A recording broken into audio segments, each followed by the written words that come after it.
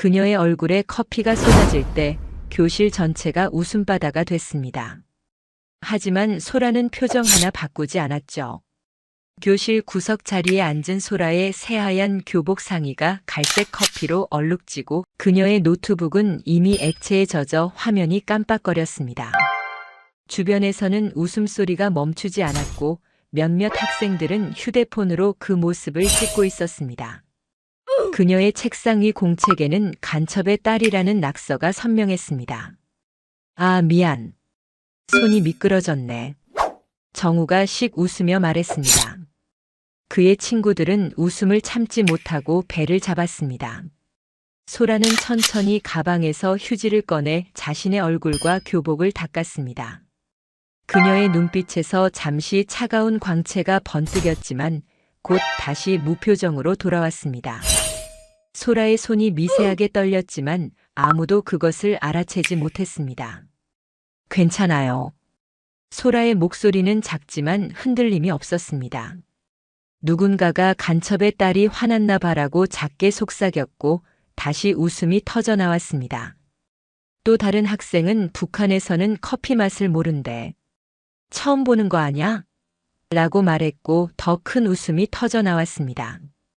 소라는 그저 고개를 숙이고 젖은 노트북을 가방에 넣었습니다. 이게 처음도 아니고 마지막도 아니라는 듯한 침착함이 그녀에게서 느껴졌습니다. 3일 전 전학 온 이후 소라에게는 간첩의 딸이라는 소문이 따라다녔습니다. 그녀의 아버지가 북한으로 망명했다는 소문은 학교 전체에 퍼져 있었고 아무도 그 진실을 확인하지 않았습니다. 전학 첫날부터 친구는 한 명도 없었고 모두가 그녀를 피했습니다. 한 번은 체육 시간에 짝을 정할 때 아무도 소라를 선택하지 않았고 결국 선생님이 억지로 팀을 정해야 했습니다. 소라는 이런 소문과 따돌림에 익숙하다는 듯 그저 묵묵히 수업을 듣고 혼자 점심을 먹었습니다. 야, 너 진짜 아버지가 북한으로 넘어간 거야? 정우가 소라의 앞을 가로막았습니다. 그의 키는 180cm에 가까웠고 운동을 많이 해서 체격도 좋았습니다. 정우는 3학년 교실에서 가장 영향력 있는 인물이었습니다. 그의 아버지는 유명한 정치인으로 보수적 성향과 강경한 대북 정책으로 알려져 있었습니다. 학생들 사이에서는 정우의 아버지가 다음 대선 후보라는 소문도 돌았습니다. 그런 거 아니에요. 소라가 조용히 대답했습니다. 그럼 아버지는 어디 있는데? 왜 혼자 살아? 정우가 계속해서 캐물었습니다. 그의 뒤로는 항상 따라다니는 친구들이 반원을 그리며 서 있었습니다. 민석, 준호, 태연은 정우의 그림자처럼 항상 함께 다니며 그의 말에 맞장구를 쳤습니다. 설마 진짜 평양에 있는 거 아냐? 민석이 끼어들었습니다. 소라는 고개를 들어 정우를 똑바로 쳐다봤습니다. 그녀의 눈빛에는 두려움이 아닌 차분함이 깃들어 있었습니다. 아버지는 해외에서 일하세요. 정우는 비웃었습니다. 해외? 평양이겠지. 그와 친구들이 다시 웃음을 터뜨렸습니다. 준호가 말했습니다. 야, 쟤네 집에 가면 김일성 사진 걸려 있을걸? 소라는 아무 말 없이 정우를 지나쳐 걸어갔습니다. 그때 정우가 그녀의 팔을 세게 잡았습니다. 소라의 팔에 정우의 손가락 자국이 선명하게 남을 정도로 세게 쥐었습니다. 내가 말 끝났다고 했어? 소라의 눈이 정우의 손목으로 향했습니다. 그 순간 소라의 눈에서 무언가 변했습니다. 차갑고 날카로운 빛이 번뜩였지만 곧 사라졌습니다. 그녀의 근육이 순간적으로 긴장했다가 이완되는 것을 정우는 느끼지 못했습니다. 소라는 깊은 숨을 내쉬고 정우의 소나귀에서 팔을 빼냈습니다. 놓아주세요. 정우는 소라의 차분한 반응에 흥미를 잃은 듯 손을 놓았습니다. 재미없네. 태연이 소라의 어깨를 밀쳤습니다. 너네 아버지 같은 빨갱이들 때문에 우리나라가 위험해지는 거야. 알아? 소라는 고개를 숙인 채 복도를 빠르게 걸어 나갔습니다. 뒤에서 정우의 목소리가 들렸습니다. 쟤 진짜 이상해. 보통은 진작에 울었을 텐데.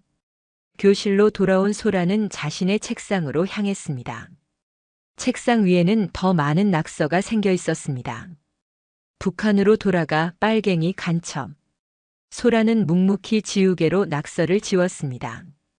그녀의 옆자리는 항상 비어 있었습니다. 아무도 간첩의 딸 옆에 앉고 싶어 하지 않았기 때문입니다. 마지막 수업이 끝나고 소라는 서둘러 교실을 나섰습니다. 하지만 학교 정문에서 정우와 그의 친구들이 그녀를 기다리고 있었습니다. 어디가? 우리 좀 더 이야기하자. 정우가 소라의 길을 막았습니다. 소라는 그들을 피해 다른 방향으로 걸으려 했지만 민석이 그녀의 가방을 잡아당겼습니다. 가방이 바닥에 떨어지며 내용물이 쏟아졌습니다.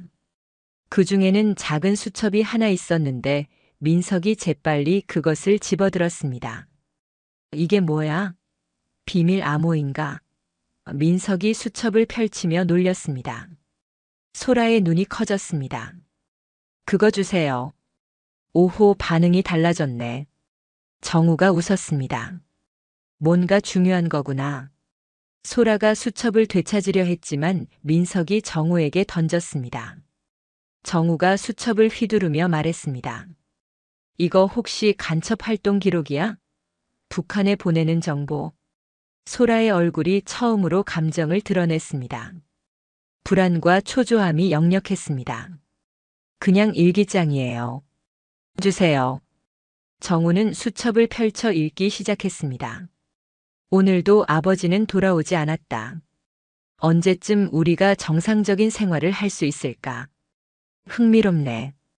소라가 정우에게 다가갔습니다. 제발 돌려주세요.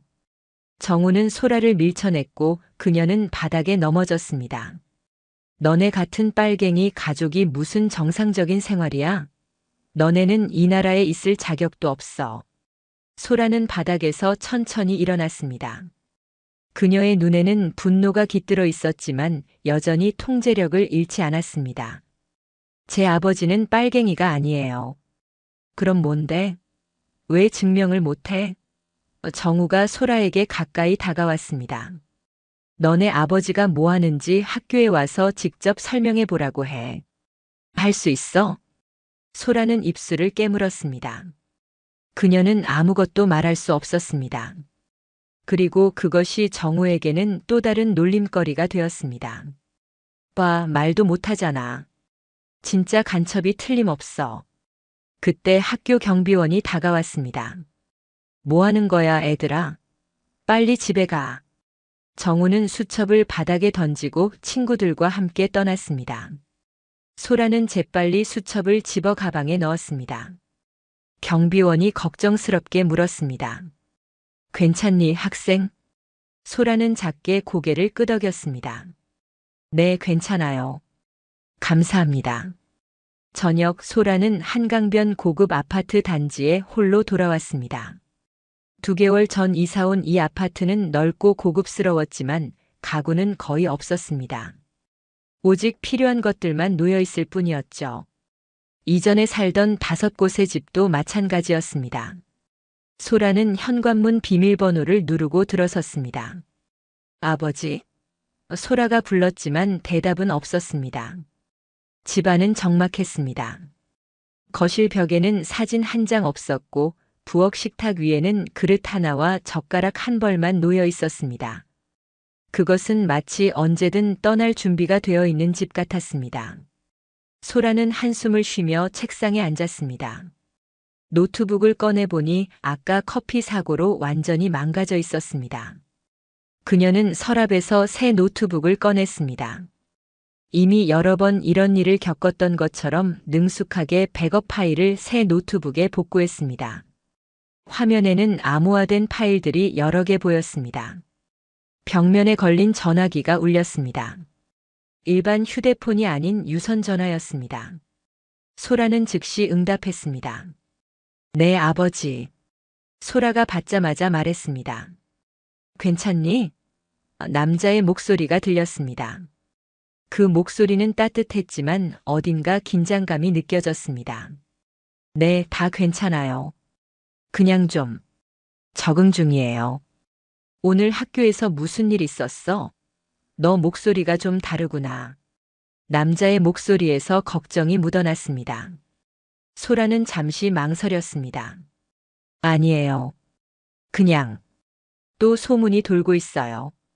아버지가 북한 간첩이라고요. 전화기 너머에서 한숨 소리가 들렸습니다. 미안하다, 소라야. 널 이렇게 힘들게 해서. 괜찮아요, 아버지. 저는 이해해요. 소라가 대답했습니다. 아버지의 임무가 중요하다는 거. 이번 학교에선 얼마나 버틸 수 있을까? 남자가 물었습니다. 소라는 잠시 침묵했습니다. 모르겠어요. 벌써 소문이 돌고 있어요. 특히 정우라는 아이가 있는데 그 아이 아버지가 강 의원이에요. 전화기 너머에서 갑자기 침묵이 흘렀습니다. 강명석 의원의 아들이라고. 네, 맞아요. 또 다른 한숨 소리가 들렸습니다. 소라야, 조금만 더 참으렴. 이번 임무만 끝나면 우리 더 이상 도망 다니지 않아도 돼. 그리고 그 아이 조심해. 내가 알고 있는 것보다 상황이 복잡해. 알아요, 아버지. 전 괜찮아요. 다 견딜 수 있어요. 그리고 전 조심하고 있어요. 능력 사용하지 않고 있어요. 좋아. 내일 집에 일찍 들어갈게. 같이 저녁 먹자. 정말요? 소라의 목소리가 밝아졌습니다. 기다릴게요. 통화가 끝나고 소라는 벽장으로 걸어갔습니다. 비밀번호를 누르자 벽장 안쪽이 열리며 숨겨진 공간이 드러났습니다. 그 안에는 각종 무기와 훈련 장비 그리고 정보국 문서들이 정리되어 있었습니다. 소라는 벽에 붙은 사진들을 바라보았습니다. 그중 하나는 정우의 아버지인 강명석 의원과 북한 고위 인사로 추정되는 인물이 비밀리에 만나는 모습을 담고 있었습니다. 다른 사진에는 대량의 현금이 든 가방을 주고받는 장면이 있었습니다. 아이러니하네요, 아버지. 소라가 중얼거렸습니다. 정작 진짜 간첩과 연결된 사람의 아들이 저를 간첩의 딸이라고 부르다니. 소라는 서랍에서 다른 사진 한 장을 꺼냈습니다. 그 사진에는 웃고 있는 세 사람이 있었습니다.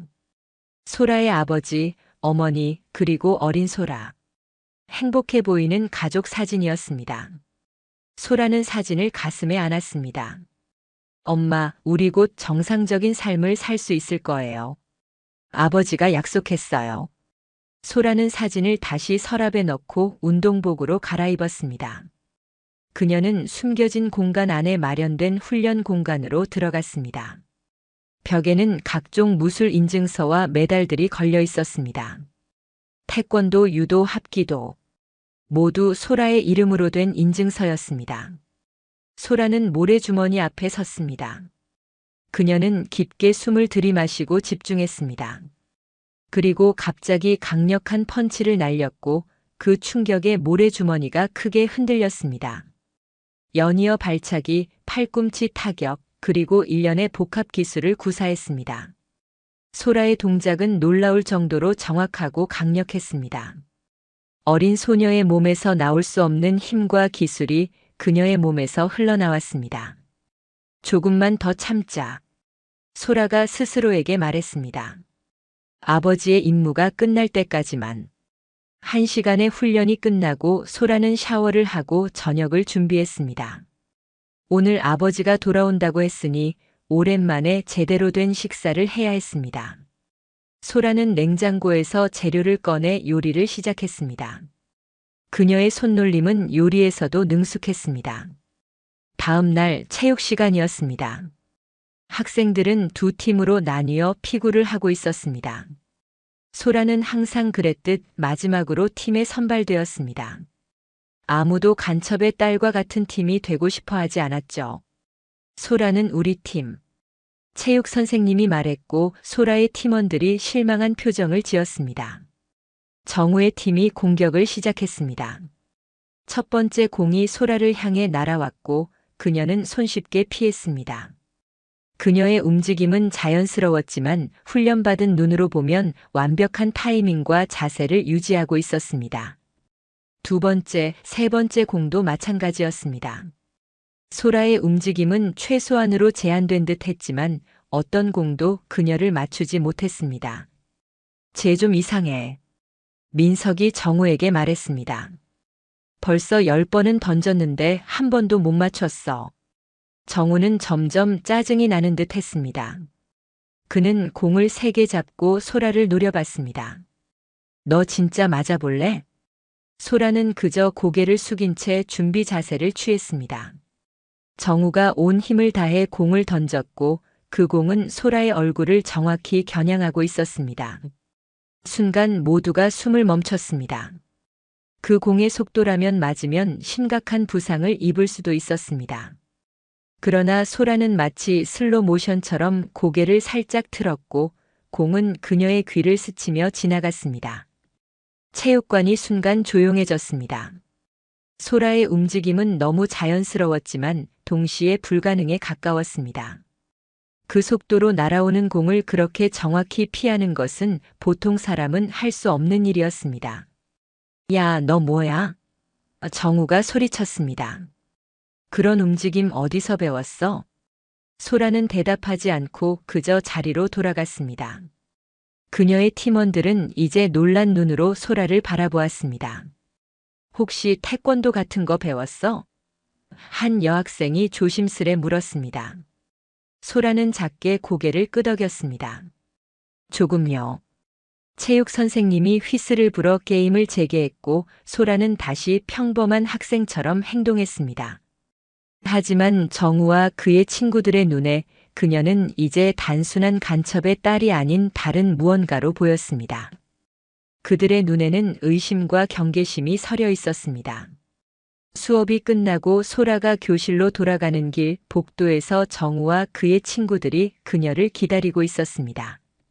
그들은 복도 양쪽을 막고 서 있었습니다. 너 뭐 숨기는 거 있지? 정우가 물었습니다. 보통 여자애가 그렇게 움직일 수 없어. 소라는 무표정하게 대답했습니다. 그냥 운이 좋았어요. 운? 정우가 비웃었습니다. 운이 좋아서 그렇게 피할 수 있다고. 누구한테 그런 소리 해? 저한테 뭘 원하시는데요? 소라가 물었습니다. 정우가 소라에게 가까이 다가왔습니다. 진실. 너 대체 누구야? 진짜 간첩이야? 소라는 깊은 한숨을 내쉬었습니다. 저는 그냥 학생이에요. 아버지가 해외에서 일하셔서 자주 전학 다니는 것뿐이에요. 그럼 학교에 아버지 직업이랑 주소지 제대로 등록했어? 확인해 볼까? 정우가 위협적으로 말했습니다. 소라는 말없이 정우를 바라보았습니다. 그녀의 눈에는 잠시 불안감이 스쳐 지나갔습니다. 우리 좀 더 재미있는 게임 할까? 정우가 씩 웃으며 말했습니다.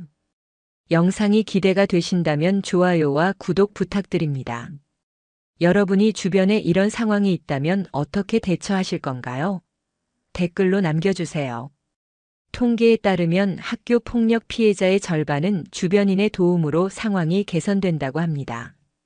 소라는 정우와 그의 친구들이 자신을 향해 다가오는 것을 보았습니다. 그녀의 머릿속에서는 아버지의 목소리가 울렸습니다. 절대 내 능력을 드러내지 마라. 우리의 임무가 끝날 때까지는. 민석이 소라의 가방을 잡아당겼고 준호와 태연은 그녀의 양팔을 잡았습니다. 소라는 본능적으로 그들을 제압할 수 있는 수십 가지 방법을 생각했지만 모두 억눌렀습니다. 임무가 먼저였습니다. 아버지의 임무가 먼저였습니다. 정우가 소라의 턱을 잡아 올렸습니다. 너 같은 간첩의 딸이 우리 학교에 있다는 게 불편해.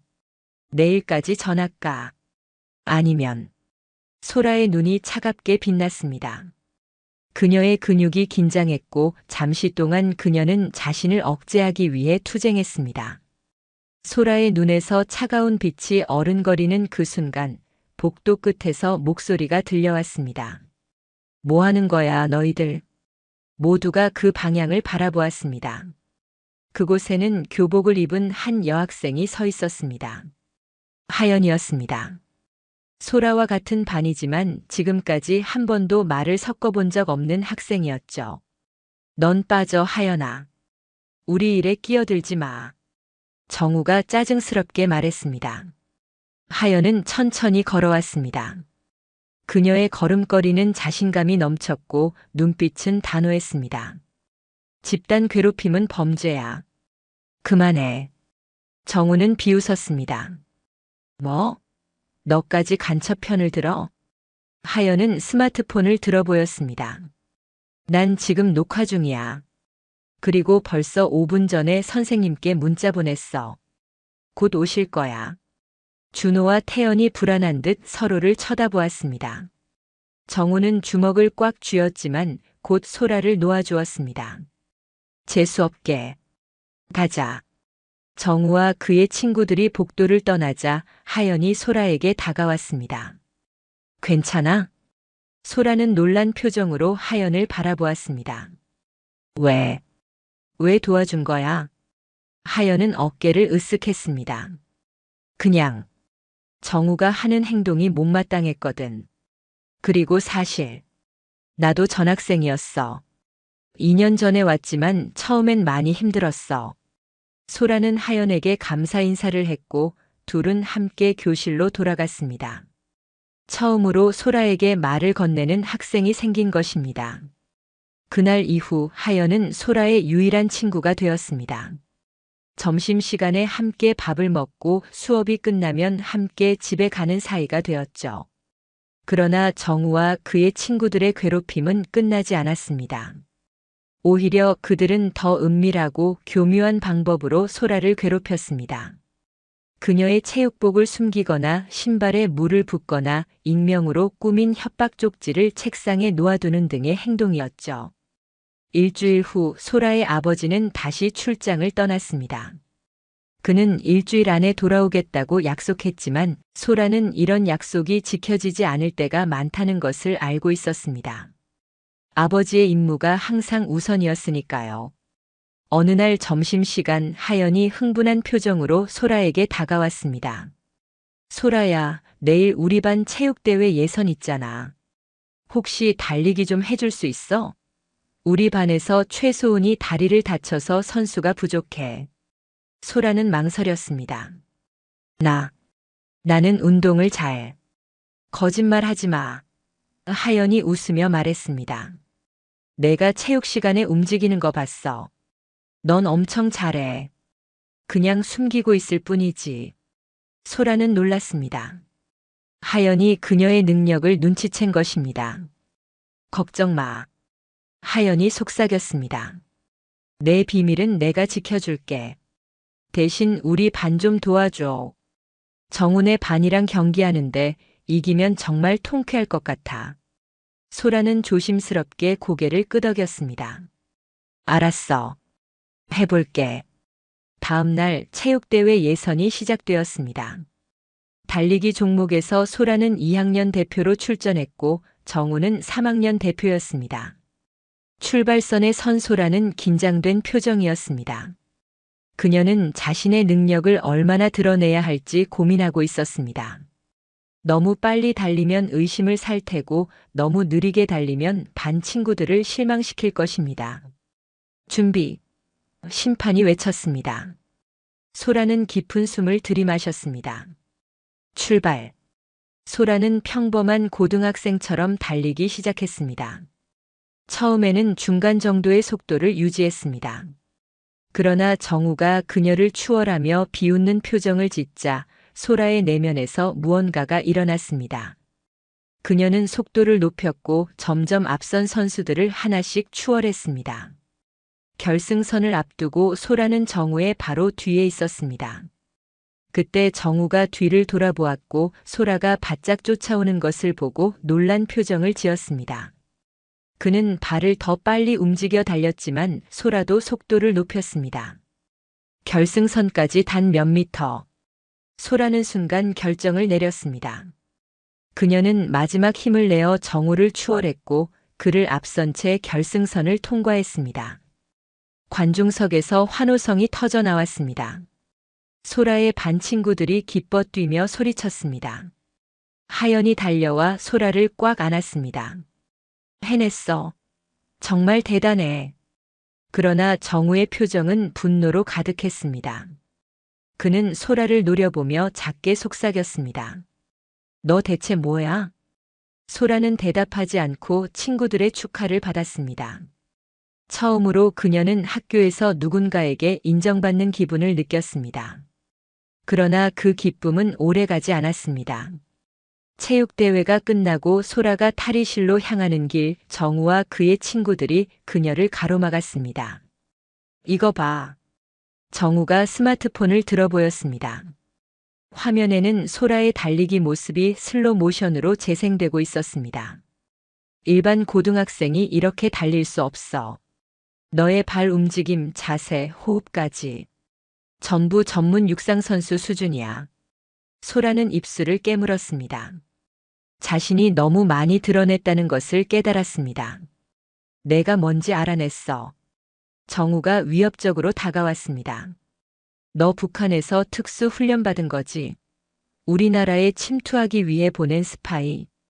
소라는 고개를 저었습니다. 아니야. 그냥 운동을 좋아해서 많이 연습한 것뿐이야. 거짓말 하지 마. 정우가 소리쳤습니다. 정확히 내가 누구인지, 내 아버지가 뭐 하는지 알아내고 말 거야. 그리고 오늘 밤에 우리 아버지께 모든 걸 말씀드릴 거고. 소라의 표정이 변했습니다.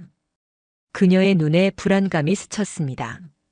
정우의 아버지에게 이 일이 알려지면 아버지의 임무가 위험해질 수 있었습니다. 제발, 그러지 마. 소라가 작은 목소리로 말했습니다. 정우는 승리의 미소를 지었습니다. 왜? 겁나? 뭔가 숨기고 있지? 그때 복도 끝에서 체육 선생님의 목소리가 들렸습니다. 뭐 하는 거야, 학생들? 정우와 친구들은 서둘러 그 자리를 떠났지만 정우는 떠나기 전 소라에게 경고의 말을 남겼습니다. 오늘 밤 기다려. 내 정체가 모두에게 드러날 거야. 소라는 학교 후 집으로 빠르게 걸어갔습니다. 그녀의 마음은 혼란스러웠습니다. 이대로 가다간 아버지의 임무가 실패할 수 있었고 그들의 신분이 노출될 위험이 있었습니다. 집에 도착한 소라는 즉시 아버지에게 전화를 걸었지만 연결되지 않았습니다. 아버지, 어디 계세요? 소라가 중얼거렸습니다. 그녀는 비밀 공간으로 들어가 컴퓨터를 켰습니다. 화면에는 정우의 아버지인 강명석 의원에 관한 정보들이 가득했습니다. 군사 기밀 유출, 북한과의 비밀 접촉, 대량의 불법 자금 거래. 모두 아버지가 수년간 수집한 증거들이었습니다. 소라는 파일들을 살펴보다가 갑자기 한 문서에 시선이 멈췄습니다. 오페레이션 레드 펠콘 마이너스 강명석 체포 작전. 문서에는 다음 주 목요일에 강명석을 체포하는 계획이 상세히 적혀 있었습니다. 불과 5일 후였습니다. 5일. 소라가 중얼거렸습니다. 아버지, 정말 끝나는 건가요? 그녀는 깊은 생각에 잠겼습니다. 정우가 오늘 밤 그의 아버지에게 의심을 전하면 강명석은 경계를 높이거나 증거를 인멸할 가능성이 높았습니다. 아버지의 3년 계획이 물거품이 될 수도 있었습니다. 소라는 결심했습니다. 그녀는 무언가 행동해야 했습니다. 저녁이 되자 소라는 검은색 운동복으로 갈아입고 집을 나섰습니다. 그녀는 정우의 집 주소를 알고 있었습니다. 아버지의 파일에 모든 정보가 있었으니까요. 소라는 강남 고급 주택가에 위치한 정우의 집 앞에 도착했습니다. 그곳은 대형 단독주택이었고 높은 담장과 보안 시스템으로 보호되고 있었습니다. 소라는 조용히 담장을 살폈습니다. 보안 카메라의 위치, 경비원의 순찰 루트, 모든 것을 머릿속에 그렸습니다. 죄송해요, 아버지. 하지만 이건 꼭 필요해요. 소라가 작게 중얼거렸습니다. 소라는 담장 옆의 나무를 이용해 소리 없이 담장을 넘었습니다. 그녀의 움직임은 고양이처럼 유연하고 조용했습니다. 정원을 지나 집 뒤편으로 향하던 중 갑자기 경비견이 그녀를 발견하고 짖기 시작했습니다. 소라는 재빨리 자세를 낮추고 경비견에게 다가갔습니다. 그녀는 주머니에서 작은 간식을 꺼내 개에게 건넸고 개는 금세 조용해졌습니다. 소라는 개의 머리를 쓰다듬으며 속삭였습니다. 좋은 아이. 조용히 해.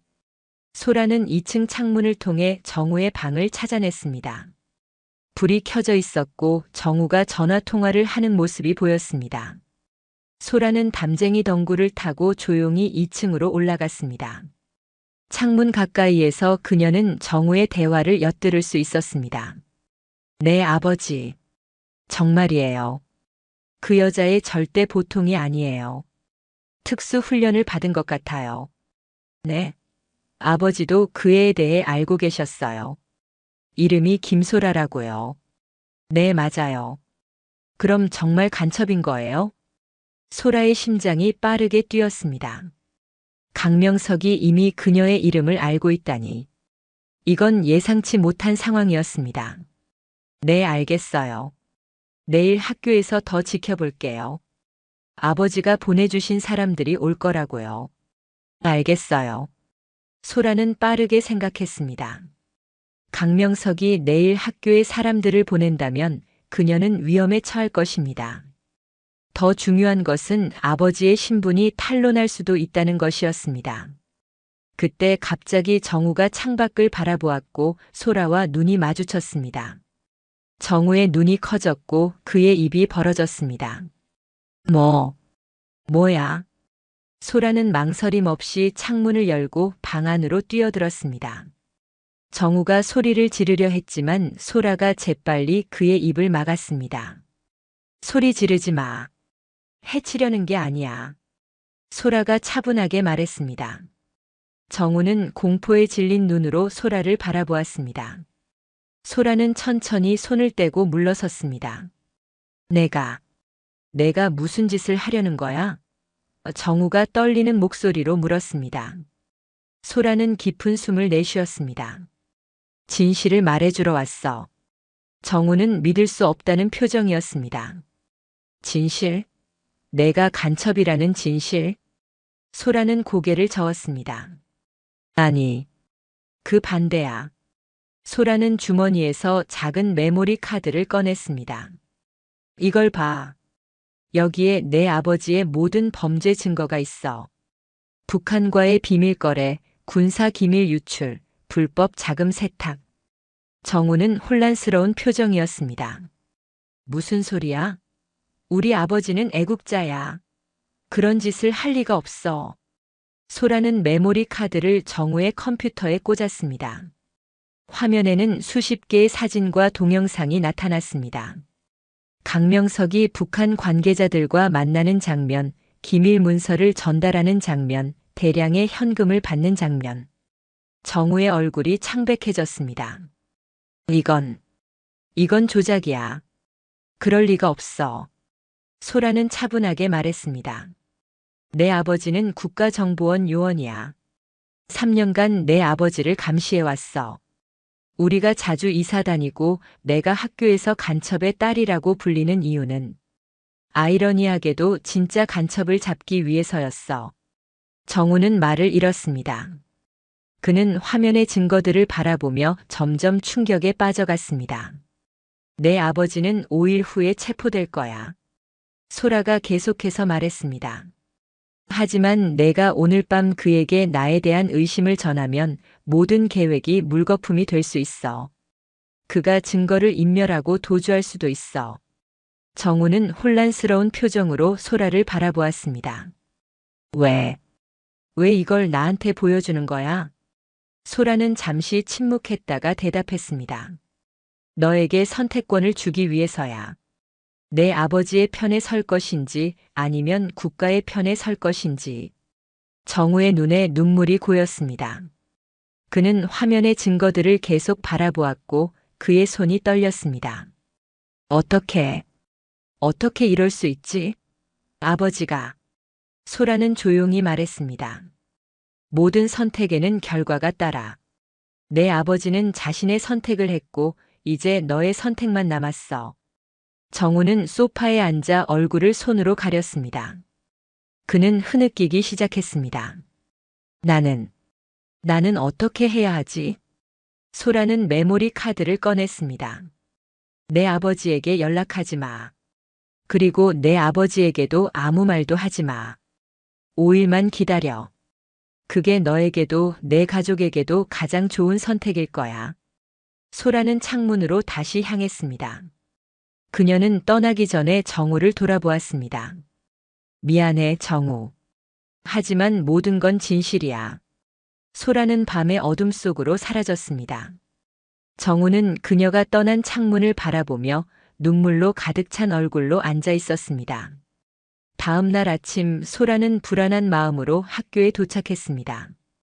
그녀는 정우가 어떤 선택을 했을지 알 수 없었습니다. 만약 그가 아버지에게 말했다면 오늘 학교에는 위험한 인물들이 있을 것입니다. 교실에 들어서자 소라는 정우의 자리가 비어 있는 것을 발견했습니다. 그의 친구들도 그를 찾고 있었습니다. 정우 어디 갔지? 전화도 안 받네. 민석이 준호에게 물었습니다. 하연이 소라에게 다가왔습니다. 소라야, 괜찮아? 표정이 안 좋아 보여. 소라는 희미하게 웃었습니다. 괜찮아. 그냥 좀 피곤해. 수업이 시작되고 담임 선생님이 교실에 들어왔습니다. 오늘 정우 학생이 갑자기 가족여행으로 결석을 했다고 연락이 왔습니다.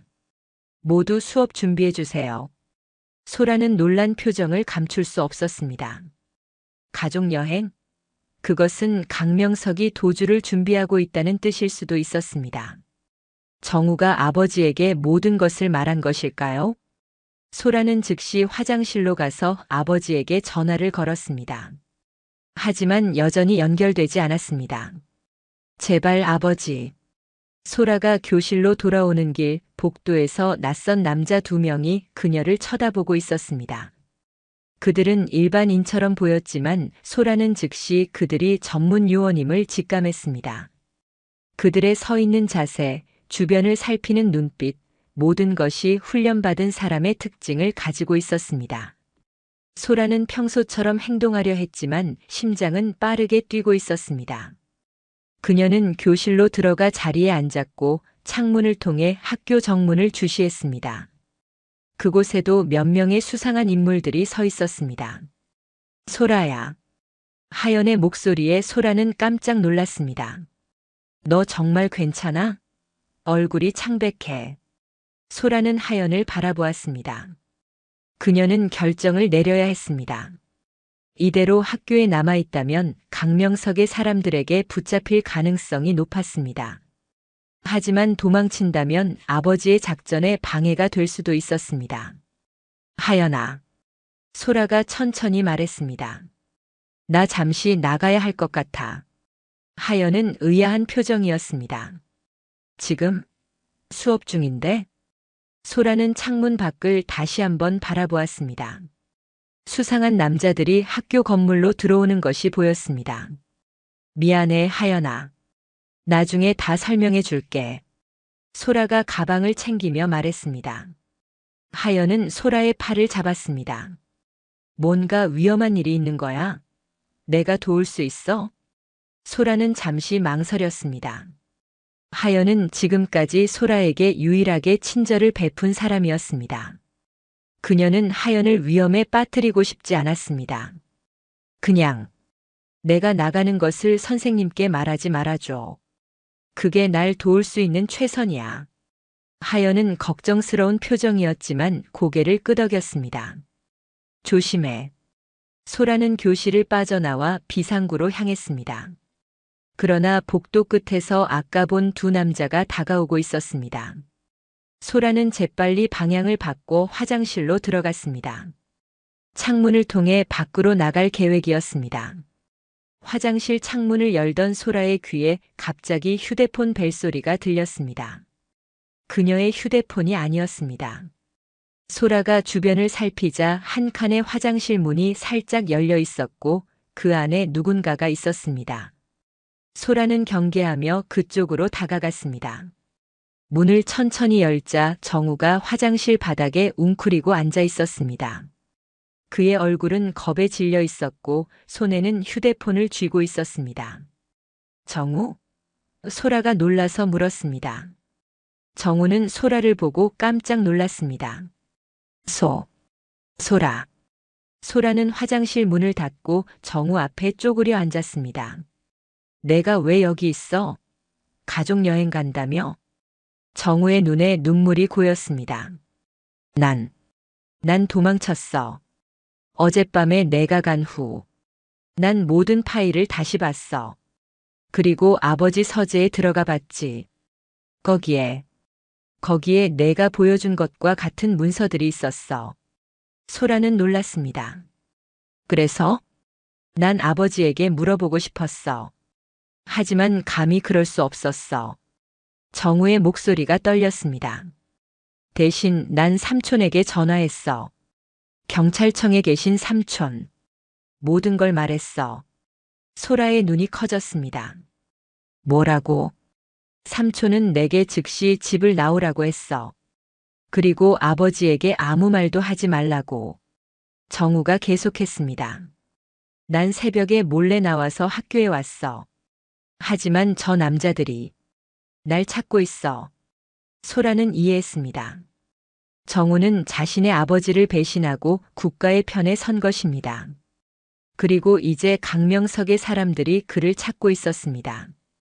왜 그랬어? 소라가 물었습니다. 내 아버지를 배신한 거야? 정우는 고개를 저었습니다. 아버지가 먼저 나를, 우리 가족을, 이 나라를 배신했어. 난 그냥 옳은 일을 하고 싶었어. 그 순간 화장실 밖에서 발자국 소리가 들렸습니다. 누군가가 화장실로 들어오고 있었습니다. 화장실 문이 열리는 소리에 소라와 정우는 숨을 멈췄습니다. 무거운 발소리가 천천히 화장실 안으로 들어왔고 소라는 정우에게 조용히 하라는 손짓을 했습니다. 김소라, 나오세요. 당신이 거기 있다는 걸 알고 있습니다. 남자의 목소리는 차갑고 권위적이었습니다. 소라는 정우에게 귓속말로 속삭였습니다. 내 신호가 있으면 창문으로 도망쳐. 알겠지? 정우는 두려운 표정으로 고개를 끄덕였습니다. 소라는 깊은 숨을 들이마시고 화장실 칸 문을 열었습니다. 문 앞에는 검은 양복을 입은 남자가 서 있었습니다. 그의 눈은 날카로웠고 한 손은 재킷 안쪽에 넣어져 있었습니다. 분명 무기를 꺼낼 준비를 하고 있었습니다. 김소라 씨? 남자가 물었습니다. 소라는 차분하게 대답했습니다. 네, 저예요. 무슨 일이신가요? 남자는 미소를 지었지만 그 미소는 눈까지 닿지 않았습니다.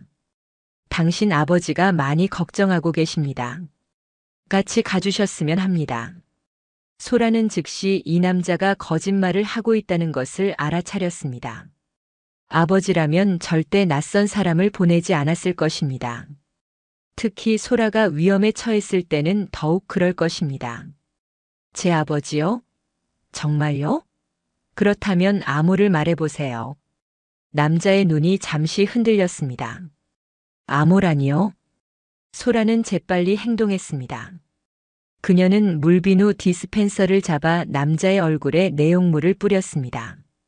남자가 눈을 가리며 비틀거리는 사이 소라는 그의 옆을 지나쳐 화장실 밖으로 뛰쳐나갔습니다.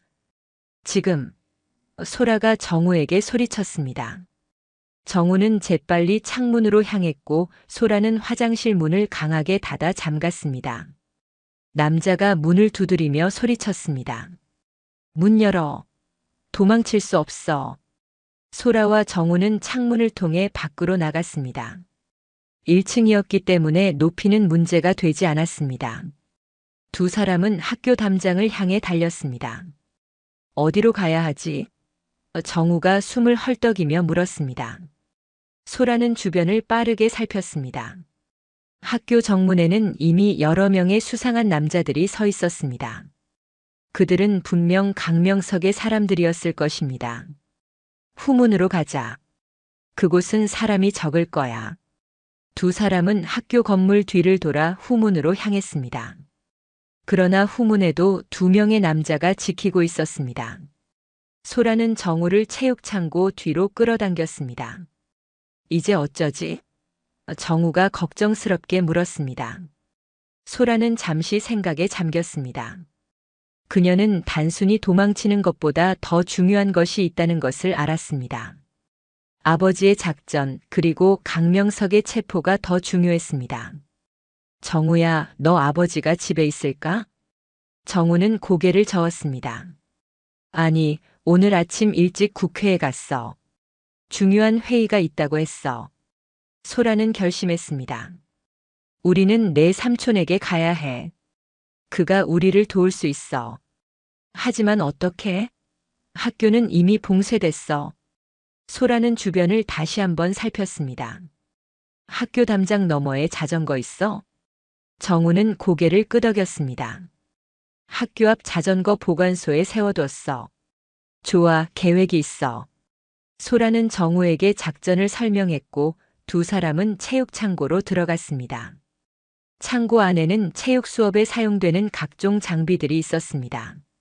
소라는 배구공 몇 개와 농구공을 찾아 들고 정우에게 야구 배트를 건넸습니다. 준비됐어? 정우는 긴장된 표정으로 고개를 끄덕였습니다. 소라는 창고 창문을 통해 공을 멀리 던졌습니다. 공은 학교 정문 근처에 떨어져 큰 소리를 냈습니다. 수상한 남자들이 그 소리를 듣고 그쪽으로 이동했습니다. 소라는 즉시 두 번째 공을 다른 방향으로 던졌고 또 다른 남자들이 그쪽으로 움직였습니다. 지금, 소라가 소리쳤습니다. 두 사람은 창고에서 뛰쳐나와 학교 담장을 향해 달렸습니다. 한 남자가 그들을 발견하고 소리쳤지만 이미 두 사람은 담장에 도달했습니다. 소라는 놀라운 순발력으로 담장을 뛰어넘었고 정우를 위로 끌어당겼습니다. 거기서 남자가 소리치며 달려왔습니다. 소라와 정우는 담장을 넘어 자전거 보관소로 달렸습니다. 정우의 자전거를 찾는 데는 몇 초밖에 걸리지 않았습니다. 정우가 핸들을 잡고 소라는 뒤에 탔습니다. 최대한 빨리 페달을 밟아. 소라가 소리쳤습니다. 정우는 전력을 다해 페달을 밟았고 자전거는 빠르게 학교에서 멀어졌습니다. 뒤에서 검은 차 두 대가 그들을 쫓기 시작했지만 좁은 골목길로 들어가자 차들은 따라오기 어려워졌습니다. 어디로 가야 해? 정우가 물었습니다. 종로경찰서. 내 삼촌이 거기 있다고 했지? 정우는 고개를 끄덕이며 방향을 바꿨습니다. 두 사람은 좁은 골목길과 인도를 오가며 추격자들을 따돌렸습니다. 소라는 뒤를 계속 살폈고 현재로서는 아무도 따라오지 않는 것처럼 보였습니다. 우리 해냈나 봐. 정우가 기뻐했습니다. 아직 안심하기엔 이르다 다른 감시자들이 있을 거야. 소라가 주의를 주었습니다. 종로경찰서에 도착한 두 사람은 빠르게 건물 안으로 들어갔습니다. 리셉션에서 정우는 자신의 삼촌을 찾았습니다. 강재혁 경감님 계신가요? 저는 그의 조카입니다. 리셉션 담당 경찰관은 잠시 전화를 걸더니 고개를 끄덕였습니다. 3층 사무실로 올라가세요. 두 사람이 엘리베이터를 타려는 순간 소라는 로비에 들어오는 두 명의 남자를 발견했습니다. 그들은 학교에서 봤던 남자들이었습니다. 소라는 재빨리 정우를 비상계단으로 끌어당겼습니다. 그들이 여기까지 왔어. 소라가 속삭였습니다. 두 사람은 계단을 달려 올라갔고 3층에 도착해 재빨리 복도로 나왔습니다. 소라는 주변을 살피며 강재혁 경감이라고 적힌 사무실을 찾았습니다. 문을 두드리자 안에서 들어오세요라는 대답이 들렸습니다. 소라와 정우는 사무실로 들어갔습니다. 책상 뒤에는 40대 중반으로 보이는 남자가 앉아 있었습니다. 그는 정우를 보자 놀란 표정을 지었습니다. 정우? 너 여기서 뭐 하는 거야? 삼촌. 정우가 안도의 한숨을 내쉬었습니다. 도와주세요. 뒤쫓아오는 사람들이 있어요. 강재혁은 즉시 일어나 문을 잠갔습니다. 무슨 일이야? 어젯밤에 내가 말한 것 때문인가? 정우는 소라를 가리키며 말했습니다. 이 아이가 김소라예요. 제가 말했던 그 학생이요. 강재혁은 소라를 자세히 살폈습니다. 내가 김소라구나. 내 아버지는. 그때 갑자기 문 밖에서 소란이 일어났습니다. 누군가가 강하게 문을 두드렸습니다. 경찰이다. 문 열어라. 강재혁은 눈을 찌푸렸습니다. 경찰? 내가 경찰인데. 그는 책상 서랍에서 권총을 꺼내 들었습니다. 뒤로 물러서 아이들. 소라는 정우를 보호하듯 앞에 세웠습니다. 강재혁이 통신기를 들어 말했습니다. 3층에 침입자 발생. 지원 요청. 그러나 통신기에서는 아무 대답도 들리지 않았습니다. 강재혁은 통신기를 다시 확인했지만 여전히 반응이 없었습니다. 통신이 끊겼어. 강재혁이 걱정스럽게 말했습니다. 문 밖에서 다시 한번 강한 두드림이 있었고 이번에는 더 위협적이었습니다. 마지막 경고다. 문 열어. 강재혁은 아이들에게 손짓했습니다. 저 창문으로 나가. 비상계단 있어. 내가 시간을 벌게. 소라는 고개를 저었습니다. 아니요, 위험해요. 함께 가야 해요. 강재혁은 미소를 지었습니다. 걱정 마. 이곳은 경찰서야. 내 동료들이 곧 올 거야. 그러나 소라는 이 상황이 그렇게 간단하지 않다는 것을 직감했습니다. 강명석의 영향력은 경찰 내부에까지 미치고 있을 가능성이 높았습니다. 정우 삼촌, 제 아버지는 국가정보원 요원이에요. 그는 강명석 의원의 반역 행위를 추적하고 있어요. 그들은 단순한 깡패가 아니라 조직적인 세력이에요. 강재혁의 눈이 커졌습니다. 국정원? 그때 갑자기 문이 강한 충격과 함께 열렸습니다. 4명의 남자가 사무실로 들어왔고 그중 2명은 총을 들고 있었습니다. 움직이지 마. 앞선 남자가 소리쳤습니다. 강재혁은 즉시 자신의 권총을 들어 겨누었습니다. 경찰이다. 무기를 내려놓아. 긴장된 침묵이 흘렀습니다. 소라는 재빨리 상황을 판단했습니다. 직접적인 대결은 위험했습니다. 특히 정우와 강재혁의 안전이 걱정되었습니다. 갑자기 소라가 앞으로 나섰습니다. 그만하세요. 제가 갈게요. 정우가 놀라서 소라를 붙잡았습니다. 안 돼. 너까지 잡히면. 소라는 정우에게 작게 속삭였습니다. 걱정 마. 계획이 있어. 소라는 천천히 팔을 들어 앞으로 걸어갔습니다. 저만 데려가세요. 다른 사람들은 이 일과 관계없어요. 남자들은 서로 시선을 교환했고 리더로 보이는 남자가 고개를 끄덕였습니다. 좋아. 너만 오면 돼. 소라가 남자들에게 다가가자 그중 한 명이 그녀의 팔을 잡았습니다. 소라는 잠시 저항하는 척하다가 갑자기 몸을 낮추었습니다. 남자가 균형을 잃은 순간 소라는 빠른 동작으로 그의 팔을 비틀어 제압했습니다. 동시에 강재혁이 다른 남자를 향해 발포했고 남자의 어깨를 맞췄습니다. 혼란 속에서 소라는 2번째 남자의 무기를 빼앗아 바닥에 던졌습니다. 정우 엎드려. 소라가 소리쳤습니다. 정우는 재빨리 책상 밑으로 피했고 강재혁은 2번째 발포를 준비했습니다. 그러나 남은 2명의 남자들도 이제 총을 겨누고 있었습니다. 모두 총을 내려놓아. 갑자기 뒤에서 강한 목소리가 들렸습니다. 모두가 뒤를 돌아보자 여러 명의 경찰관들이 무장한 채 서 있었습니다. 그들 앞에는 제복을 입은 고위 경찰관이 서 있었습니다. 경무관님, 강재혁이 안도의 표정으로 말했습니다. 남자들은 천천히 무기를 내려놓았고 경찰관들이 그들을 체포하기 시작했습니다. 경무관은 소라에게 다가왔습니다. 김소라 씨죠? 아버지께서 많이 걱정하고 계십니다. 소라는 경계하는 표정이었습니다. 제 아버지요? 어떻게 아세요? 경무관은 부드럽게 미소 지었습니다. 걱정 마세요. 저희는 국정원과 협력하고 있습니다. 작전명 레드 펠콘 맞죠? 소라의 눈이 커졌습니다. 그것은 아버지의 작전 코드명이었습니다. 이 경무관은 아버지와 연결되어 있었던 것입니다. 아버지는 어디 계세요? 소라가 물었습니다. 안전한 곳에 계십니다. 지금 당신을 기다리고 계시죠? 경무관이 대답했습니다. 소라는 안도의 한숨을 내쉬었습니다.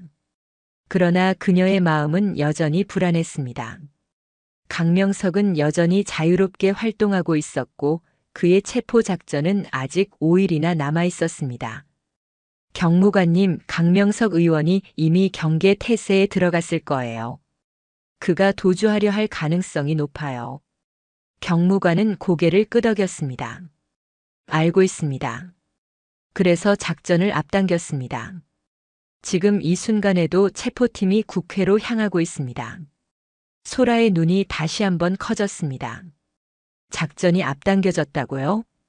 네, 당신의 아버지가 결정하셨습니다. 정우군이 어젯밤에 강재혁 경감에게 연락한 후 우리는 강명석의 움직임을 더 면밀히 감시했습니다. 그리고 그가 오늘 밤 비밀리에 출국할 계획이라는 정보를 입수했습니다. 소라는 정우를 바라보았습니다. 정우는 혼란스러운 표정이었지만 동시에 결연한 눈빛이었습니다. 그는 자신의 결정이 옳았다는 것을 알고 있었습니다. 그럼 이제 어떻게 되는 거죠? 소라가 물었습니다. 경무관은 손목시계를 확인했습니다. 지금쯤 체포팀이 국회에 도착했을 겁니다. 강명석은 곧 체포될 것입니다. 그러나 그 순간 강재혁의 전화가 울렸습니다. 그는 통화를 마치고 심각한 표정으로 경무관에게 다가갔습니다. 경무관님, 방금 보고 받았습니다. 강명석이 국회에 없습니다. 그는 이미 도주한 것으로 보입니다. 경무관의 표정이 굳어졌습니다. 어디로 갔지? 아직 확인 중입니다만 공항으로 향했을 가능성이 높습니다. 소라는 갑자기 생각이 떠올랐습니다. 아니에요. 그는 공항으로 가지 않았을 거예요. 모두가 소라를 바라보았습니다. 어떻게 알지? 경무관이 물었습니다. 소라는 정우를 바라보았습니다. 정우야, 너희 가족이 비상시에 모이는 장소가 있어? 정우는 잠시 생각하더니 눈을 크게 떴습니다. 양평. 우리 별장이 있어. 아버지가 항상 말했어. 무슨 일이 있어도 우리는 양평에서 만난다고. 소라는 경무관을 바라보았습니다. 강명석은 가족을 데리고 도주할 계획입니다. 그는 아마도 양평 별장으로 갔을 거예요. 경무관은 즉시 통신기를 들어 명령을 내렸습니다. 모든 가용 인력을 양평으로 보내라. 강명석의 별장을 찾아내. 소라는 결연한 표정으로 말했습니다. 저도 가겠습니다. 경무관이 고개를 저었습니다. 안 됩니다. 너무 위험해요. 제 아버지가 거기 있을 거예요. 저는 가야 합니다. 소라의 목소리는 단호했습니다. 경무관은 잠시 고민하더니 마침내 고개를 끄덕였습니다. 좋습니다. 하지만 안전 거리를 유지해야 합니다. 저도 가겠습니다. 정우가 나섰습니다. 그건 제 아버지니까요. 경무관은 다시 한번 고민하더니 동의했습니다. 알겠습니다. 하지만 두 분 다 지시에 따라야 합니다. 이건 위험한 작전입니다. 소라와 정우는 고개를 끄덕였고 모두가 재빨리 움직이기 시작했습니다. 소라의 가슴은 빠르게 뛰고 있었습니다. 아버지와의 재회 그리고 3년간의 임무가 마침내 끝나는 순간이 다가오고 있었습니다. 경찰 헬기가 준비되었고 소라와 정우, 경무관, 그리고 특수부대원들이 탑승했습니다. 헬기가 이륙하면서 소라는 창밖으로 서울의 풍경을 바라보았습니다. 앞으로 일어날 일에 대한 불안감과 기대감이 교차했습니다. 괜찮아? 정우가 소라의 옆에 앉으며 물었습니다. 소라는 미소 지었습니다. 응, 그냥 이 모든 게 끝나가는 것 같아서 미안해. 내가 널 간첩이라고 했던 것에 대해 정우가 부끄러운 표정으로 말했습니다. 소라는 고개를 저었습니다. 괜찮아. 넌 그저 내가 알고 있는 것을 바탕으로 판단했을 뿐이야.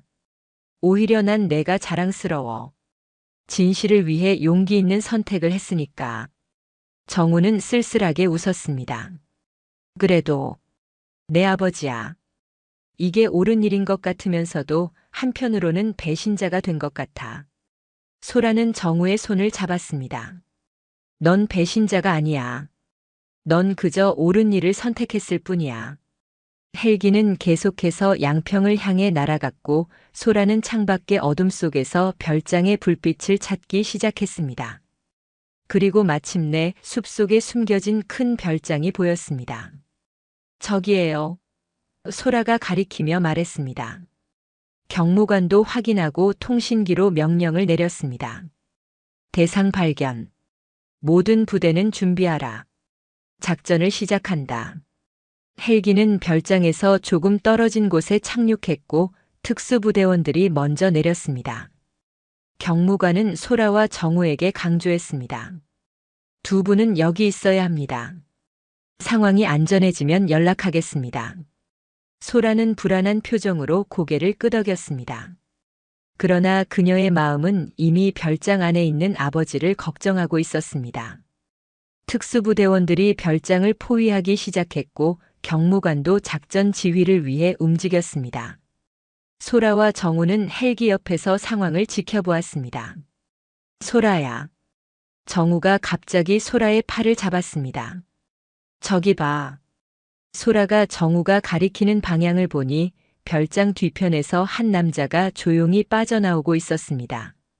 그는 손에 서류 가방을 들고 있었고 주변을 경계하며 움직이고 있었습니다. 아버지. 정우가 낮은 목소리로 말했습니다. 소라는 즉시 상황을 파악했습니다. 강명석이 특수부대를 피해 도주하려 하고 있었습니다. 그녀는 즉시 행동해야 한다고 느꼈습니다. 정우 경무관님께 알려. 소라가 말했습니다. 그러나 소라가 더 말하기도 전에 별장 안에서 총성이 울렸습니다.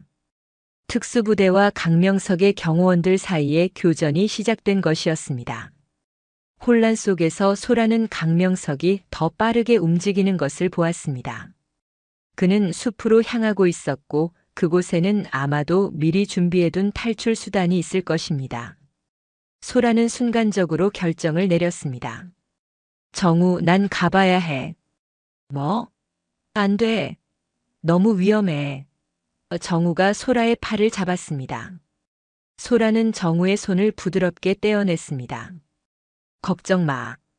난 이런 상황을 위해 훈련받았어. 경무관님께 강명석의 위치를 알려줘. 정우가 뭔가 더 말하기도 전에 소라는 이미 어둠 속으로 뛰어들었습니다. 그녀는 강명석의 뒤를 조용히 따라갔고 숲속으로 깊이 들어갔습니다. 얼마 후 소라는 작은 헬기장을 발견했습니다. 그곳에는 소형 헬기 한 대가 대기 중이었고 강명석은 그쪽으로 빠르게 걸어가고 있었습니다. 소라는 재빨리 주변을 살폈습니다. 헬기 옆에는 한 명의 파일럿만 있었고 다른 경호원은 보이지 않았습니다. 소라는 깊은 숨을 들이마시고 강명석에게 다가갔습니다. 강명석 의원님. 소라가 차분하게 불렀습니다. 강명석은 놀라서 돌아보았고 소라를 보자 눈을 크게 떴습니다. 너, 김소라. 더 이상 도망칠 수 없습니다, 의원님. 소라가 말했습니다. 강명석은 잠시 당황했지만 이내 비웃는 표정을 지었습니다. 어린 소녀가 날 맡겠다고. 내 아버지는 어디 있지? 그 비겁한 스파이는? 그 순간 뒤에서 또 다른 목소리가 들렸습니다. 여기 있네, 강명석. 소라는 놀라서 뒤를 돌아보았고 그곳에 그녀의 아버지 김민수가 서 있었습니다. 그는 총을 강명석에게 겨누고 있었습니다. 아버지, 소라가 기쁨의 목소리로 외쳤습니다. 민수는 딸에게 짧게 미소를 지었지만 곧 다시 강명석에게 집중했습니다. 강명석, 당신은 국가반역죄로 체포됩니다. 강명석은 냉소적으로 웃었습니다. 그래. 증거는?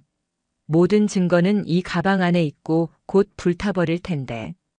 그때 갑자기 강명석이 재킷 안에서 작은 권총을 꺼냈습니다.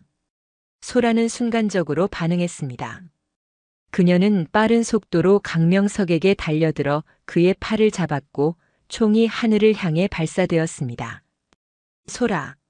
민수가 소리쳤지만 소라는 이미 강명석과 몸싸움을 벌이고 있었습니다. 강명석은 예상외로 강했습니다. 그는 소라의 공격을 막아내며 반격했고 소라는 잠시 균형을 잃었습니다. 그 순간 강명석은 다시 총을 겨누었지만 이번에는 민수를 향해서였습니다. 한 발짝이라도 움직이면 쏜다. 강명석이 경고했습니다. 모두가 긴장된 순간 숲속에서 갑자기 한 인형이 뛰어나왔습니다. 그것은 정우였습니다. 아버지, 정우가 소리쳤습니다. 강명석은 놀라서 아들을 바라보았고 그 순간의 방심을 소라가 놓치지 않았습니다. 그녀는 재빨리 강명석의 손목을 잡아 비틀었고 총이 땅에 떨어졌습니다. 민수도 즉시 달려와 강명석을 제압했습니다. 강명석은 땅에 쓰러졌고 민수는 그의 손을 등 뒤로 묶었습니다. 아버지. 정우가 슬픈 표정으로 강명석을 바라보았습니다. 강명석은 분노와 실망이 섞인 눈으로 아들을 쳐다보았습니다. 내가 날 배신했어? 정우는 눈물을 참으며 대답했습니다. 아니요, 아버지. 당신이 먼저 우리를 배신했어요. 우리 가족을, 이 나라를. 강명석은 아들의 말에 잠시 침묵했습니다. 그의 눈에는 분노와 함께 깊은 상처가 서려 있었습니다. 소라는 정우의 어깨에 손을 얹으며 위로했습니다. 용기 있는 선택이었어, 정우야. 그때 숲 사이로 경찰 특수부대원들이 달려왔고 경무관이 앞장서서 다가왔습니다. 김요원, 정확한 타이밍이었군요. 경무관이 민수에게 말했습니다. 민수는 고개를 끄덕였습니다. 3년간의 임무가 마침내 끝났습니다. 경무관은 강명석에게 다가가 공식적으로 체포 사실을 알렸습니다. 강명석, 당신은 국가반역죄, 기밀유출죄, 뇌물수수 등의 혐의로 체포됩니다. 특수부대원들이 강명석을 데리고 가는 동안 그는 마지막으로 아들을 돌아보았습니다. 그의 눈에는 여전히 분노가 남아 있었지만 이제는 체념의 기색도 보였습니다. 정우야. 그가 작은 목소리로 불렀습니다. 정우는 고개를 들어 아버지를 바라보았습니다. 내가 옳은 일을 했다. 강명석이 마지막으로 말했고 특수부대원들에게 이끌려 사라졌습니다. 정우는 자리에 선 채 눈물을 흘렸습니다. 소라는 그를 조용히 안아주었습니다. 아무 말도 필요 없었습니다. 때로는 침묵이 가장 큰 위로가 되기도 합니다. 민수는 소라에게 다가와 딸을 꼭 껴안았습니다. 소라야, 괜찮니? 다친 데는 없어. 민수의 목소리에는 걱정이 가득했습니다. 소라는 고개를 저었습니다. 괜찮아요, 아버지. 저는 아버지에게 잘 배웠으니까요. 민수는 쓴웃음을 지었습니다. 내가 가르친 건 내가 위험에 뛰어들라는 게 아니었어. 하지만 그게 우리 일이잖아요, 아버지. 소라가 미소 지었습니다. 위험으로부터 사람들을 지키는 일. 민수는 딸의 머리를 쓰다듬었습니다. 맞아. 하지만 이제 우리의 임무는 끝났어. 이제는 우리도 평범한 삶을 살 수 있을 거야. 소라의 눈에 희망의 빛이 어렸습니다. 정말요? 더 이상 이사 다니지 않아도 돼요? 진짜 친구도 만들고 학교 생활도 제대로 할 수 있는 거예요?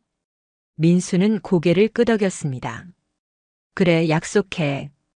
이제 넌 그저 평범한 고등학생으로 살 수 있어. 경무관이 다가와 말했습니다. 작전은 성공적으로 마무리됐습니다.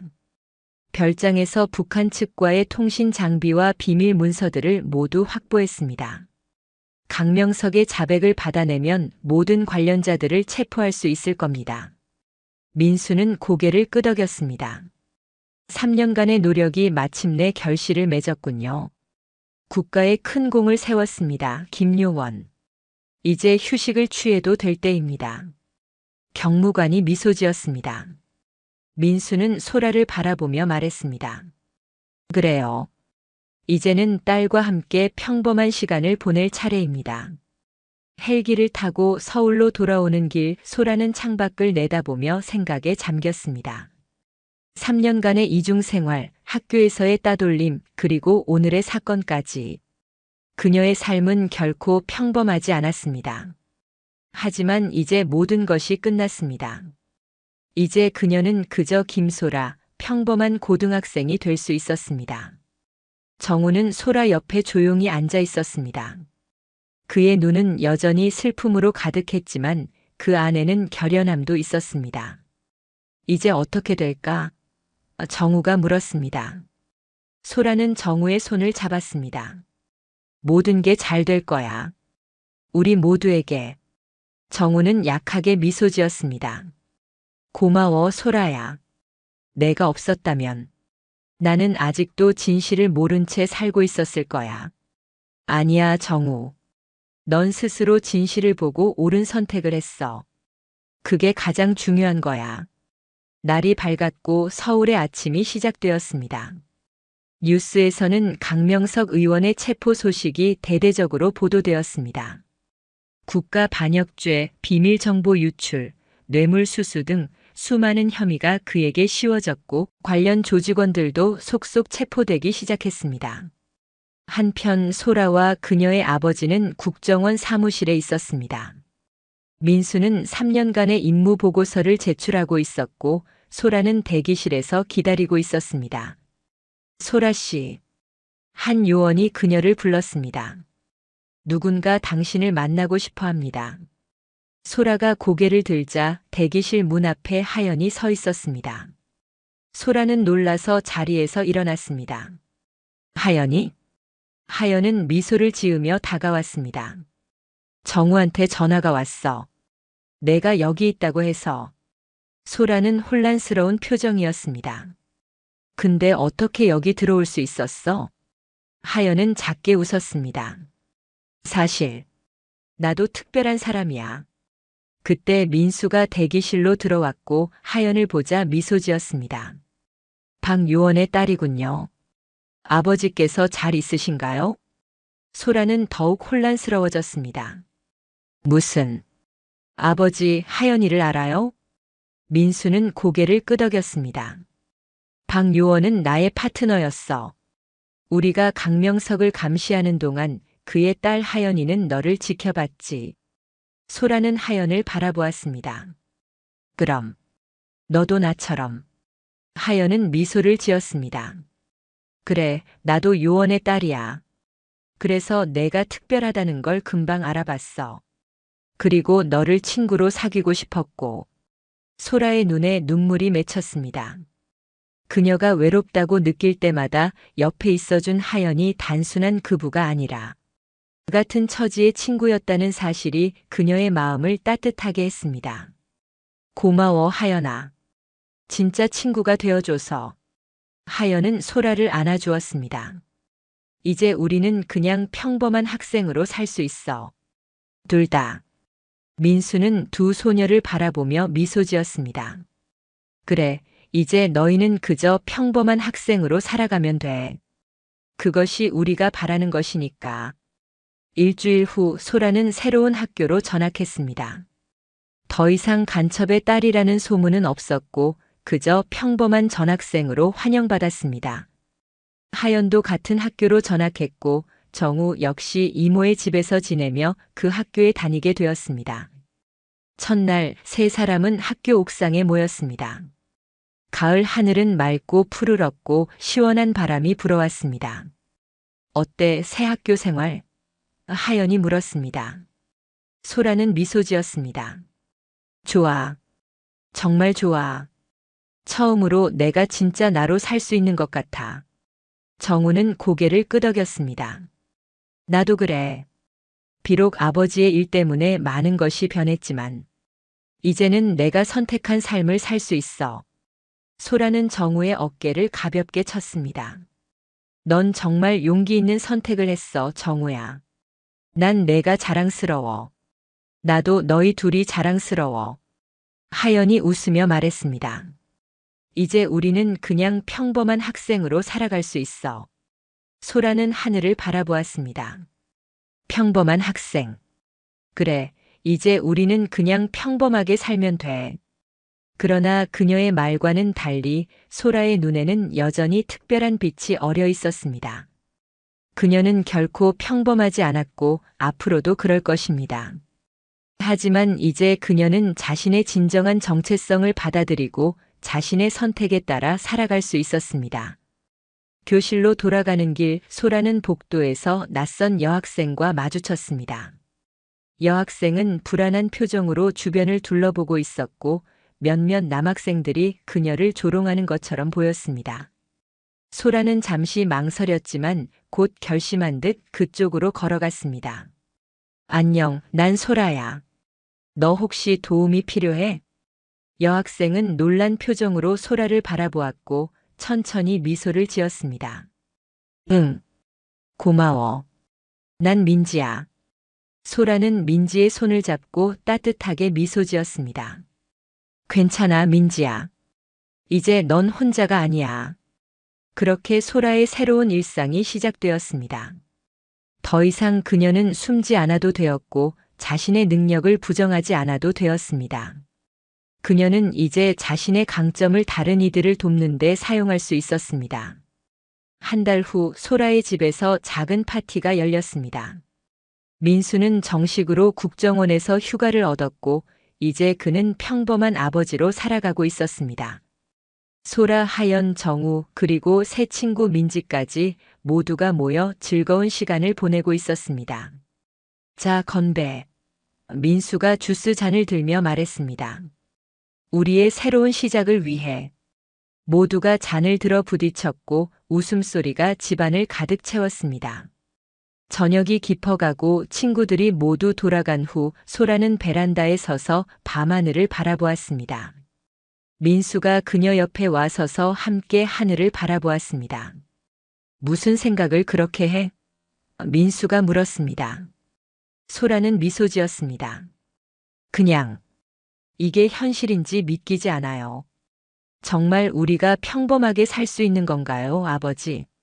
민수는 딸의 어깨를 감싸 안았습니다. 물론이지. 이제 넌 그저 소라일 뿐이야. 내 소중한 딸 김소라. 소라는 고개를 끄덕였지만 그녀의 마음 한구석에서는 여전히 의문이 남아 있었습니다. 그녀는 결코 완전히 평범해질 수 없을 것입니다. 그녀의 몸에는 여전히 특수 훈련의 흔적이 남아 있고 그녀의 정신은 항상 경계심을 놓지 않을 것입니다. 아버지. 소라가 조용히 불렀습니다. 응? 만약에 또 누군가가 도움이 필요하다면, 제가 도울 수 있는 일이 있다면, 민수는 깊은 한숨을 내쉬었습니다. 그는 딸의 마음을 이해했습니다. 그것은 그저 훈련의 결과가 아니라 소라의 본성이었습니다. 그녀는 타고난 보호자였습니다. 소라야, 넌 항상 내 마음이 시키는 대로 하렴. 그게 내가 행복할 수 있는 길이니까. 소라는 미소 지었습니다. 고마워요, 아버지. 다음 날 아침 소라는 학교로 향했습니다. 그녀의 가방에는 이제 비밀 무기나 암호화된 문서가 아닌 그저 평범한 교과서와 노트만 있었습니다. 하지만 그녀의 눈빛은 여전히 특별했고 그녀의 발걸음에는 자신감이 넘쳤습니다. 학교 정문에서 하연, 정우, 민지가 그녀를 기다리고 있었습니다. 늦었네. 하연이 웃으며 말했습니다. 소라는 미소 지었습니다. 미안, 조금 생각할 일이 있어서. 무슨 생각? 정우가 물었습니다. 소라는 친구들을 바라보며 말했습니다. 그냥, 앞으로 우리가 어떻게 살아갈지. 민지가 호기심 어린 눈으로 물었습니다. 그래서 어떻게 살 거야? 소라는 밝게 웃었습니다. 그냥 우리답게 살면 돼. 비록 우리가 조금 특별할지라도 결국 우리는 그저 평범한 학생들이니까. 내 친구는 서로를 바라보며 웃음을 터뜨렸고 함께 학교 안으로 걸어 들어갔습니다. 소라의 얼굴에는 오랜만에 진정한 행복의 미소가 피어올랐습니다. 이것이 바로 이중 스파이의 딸의 진짜 결말입니다. 완벽한 마무리도 모든 문제가 해결된 것도 아닙니다. 그저 새로운 시작일 뿐입니다. 소라는 여전히 특별한 능력을 가지고 있지만 이제 그녀는 그것을 숨기지 않고 자신의 방식으로 세상에 기여할 수 있게 되었습니다. 한 달 후 소라는 학교 신문부에 가입했습니다. 그녀는 학교 내 불의를 파헤치고 소외된 학생들의 이야기를 전하는 기사를 쓰기 시작했습니다. 그녀의 예리한 관찰력과 판단력은 이제 국가 안보가 아닌 학교 내 문제를 해결하는 데 사용되었습니다. 하연은 학생회에 들어가 학교 정책에 영향을 미치기 시작했고 정우는 법률 동아리를 만들어 학생들의 권리에 대해 알리기 시작했습니다. 민지는 소라의 도움으로 자신감을 얻어 연극부에 가입했습니다. 방과 후 네 친구는 종종 카페에 모여 이야기를 나누곤 했습니다. 그들의 대화는 때로는 가볍고 때로는 깊었습니다. 그러나 항상 그 안에는 서로에 대한 존중과 이해가 깃들어 있었습니다. 어제 뉴스 봤어? 강명석 재판이 시작됐대. 정우가 말했습니다. 소라는 고개를 끄덕였습니다. 응. 아버지도 증인으로 나설 거래. 정우야, 괜찮아? 하연이 걱정스럽게 물었습니다. 정우는 미소 지었습니다. 응, 괜찮아. 사실 이제야 진짜 내 삶을 살 수 있는 것 같아. 그래, 우리 모두 이제 진짜 우리 자신으로 살 수 있어. 소라가 말했습니다. 민지가 호기심 어린 눈으로 물었습니다. 소라야, 난 항상 궁금했어. 너희들이 무슨 비밀이 있는 것 같은데. 나한테 말해줄 수 있어?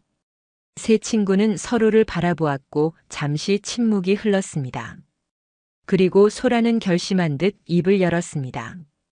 민지야, 우리에게는 조금 특별한 이야기가 있어. 내가 정말 듣고 싶다면. 민지는 눈을 반짝이며 고개를 끄덕였고 소라는 자신의 이야기를 시작했습니다. 이중생활, 특수훈련, 국가안보. 그리고 진정한 자아를 찾아가는 여정에 대한 이야기. 그 이야기는 단순한 과거의 회상이 아니라 소라와 그녀의 친구들이 앞으로 어떻게 살아갈 것인지에 대한 약속이기도 했습니다. 그들은 결코 완전히 평범하지 않을 것입니다. 하지만 그들은 이제 자신들의 특별함을 받아들이고 그것을 좋은 일에 사용할 수 있었습니다. 그래서 이게 우리 이야기야. 소라가 말을 마쳤습니다. 민지는 잠시 말없이 그들을 바라보다가 마침내 입을 열었습니다. 와, 너희들은 정말 놀라워. 그런데 알아? 나에게는 너희가 그냥 소라, 하연, 정우일 뿐이야. 내 소중한 친구들. 소라의 눈에 눈물이 맺혔습니다. 이것이 바로 그녀가 항상 원했던 것이었습니다. 그저 자신으로 인정받는 것. 과거나 능력이 아닌 있는 그대로의 자신으로. 고마워, 민지야. 소라가 속삭였습니다. 카페를 나와 집으로 향하는 길, 소라는 하늘을 바라보았습니다. 해가 지고 있었고 노을이 아름답게 펼쳐져 있었습니다. 그녀는 깊은 숨을 들이마셨습니다. 이제 그녀는 더 이상 이중 스파이의 딸이 아니었습니다. 그저 김소라, 평범하면서도 특별한 고등학생이었습니다. 그리고 그것으로 충분했습니다. 영상이 마음에 드셨다면 좋아요와 구독 부탁드립니다. 여러분은 이런 상황에서 어떤 선택을 하셨을까요? 댓글로 남겨주세요. 통계에 따르면 청소년기의 정체성 확립은 성인이 된 후의 삶에 큰 영향을 미친다고 합니다.